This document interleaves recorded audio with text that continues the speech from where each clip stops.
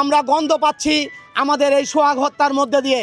অবশ্যই আমরা মনে করি সোহাগকে পরিকল্পিতভাবে হত্যা করা হয়েছে, কারণ সোহাগ ঈশ্বরদীর মাটিতে আমাদের ঈশ্বরদী আটঘরিয়ার প্রিয় অভিভাবক জাকারিয়া পিন্টু রাজনীতি করে, আমাদের স্বেচ্ছাসেবক দলের নেতা আমাদের মেহেদী হাসানের রাজনীতি করে। মেহেদী হাসানের হাতকে শক্তিশালী হাত রয়েছে, একজন শক্তিশালী সৈনিক ছিল সোহাগ। জাকারিয়া পিন্টুর একজন শক্তিশালী সৈনিক ছিল সোহাগ। এই জন্যই জাকারিয়া পিন্টুর হাতকে যাতে দুর্বল করা যায়, জাকারিয়া পিন্টুর রাজনীতিকে যেন দুর্বল করা যায়, এই জন্যই পরিকল্পিতভাবে গতকাল রাত্রে সোহাগকে হত্যা করা হয়েছে। এই হত্যার মধ্য দিয়ে আমরা স্পষ্ট বুঝতে পারতেছি এর পেছনে রাজনৈতিক প্রতিহিংসা রয়েছে এবং জাকারিয়া পিন্টুকে কিভাবে দমিয়ে রাখা যায়, জাকারিয়া পিন্টুর নেতাকর্মীকে কিভাবে ভয়ভীতি প্রদর্শন করা যায়, এইটাই তাদের মূল লক্ষ্য।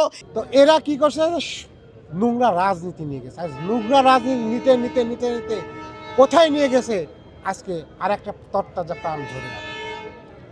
তো এটা আপনি যে কথাটা বললেন, আসলে 5ই আগস্টের পরে এইসব সন্ত্রাসীরা যারা দীর্ঘ 17 বছর আওয়ামী লীগের আন্দোলন আমরা দেখি নাই, 5 তারিখের পরে একটা কেসে তাদের জন্যই সাজা ভোগ করছিল।